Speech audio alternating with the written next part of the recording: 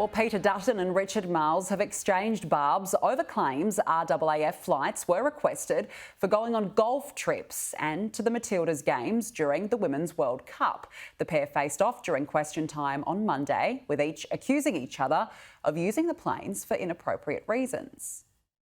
Can the Minister confirm whether he has taken his golf clubs with him on any Defence VIP special purpose aircraft flights, and if so, on how many flights?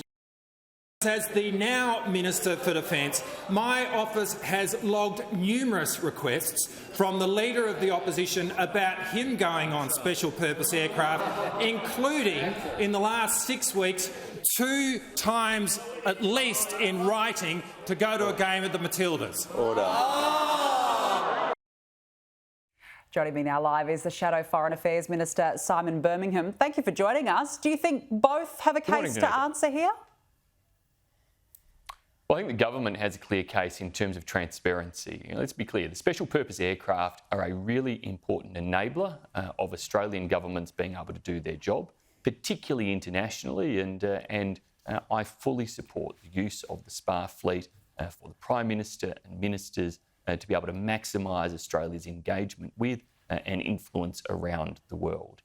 But we also have had, since the 1960s, very clear transparency requirements around the use of the special purpose fleet.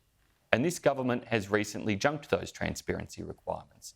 No longer are there publications about where planes fly, what routes are flown, nor is there publication of the passengers on those flights. And it's that lack of transparency that leads to these questions. In the case of Richard Marles, he spent more than $3 million according to the way in which the RAAF calculate these costs, and there's probably a bit left to be desired about that.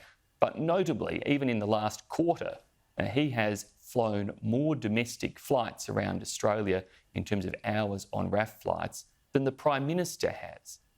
Now, there are ample commercial opportunities out of Melbourne for Richard Marles to be on planes. So the question becomes, what was he using these flights for? What was the need for them? And it's very hard to scrutinise that with the absolute curtailment of transparency that this government has undertaken in its reporting arrangements. Today, the Senate will get to consider a motion for the government to provide the security advice that it says has necessitated this change in confidence to the Parliamentary Committee on Intelligence and Security. And the government should do that to try to provide some justification and explanation, even if it is in a confidential arena, for this absolute change in approach and this lack of transparency. But you're talking about transparency here, but it's my understanding that the Liberals actually stopped reporting on this in 2021 without ever saying why. So there was a pause in reporting whilst this security review was undertaken. And the government, of course, only recently, very recently, so for more than 12 months, they didn't report anything either until this review concluded its findings. But I find it extraordinary that there is no way within security advice for some information about the routes flown or the passengers on planes to be made available. And that's why the opposition is asking for the government to provide the security advice in confidence to the Joint Select Committee on Intelligence and Security. That's the place where confidential discussions in this building can happen between government and opposition.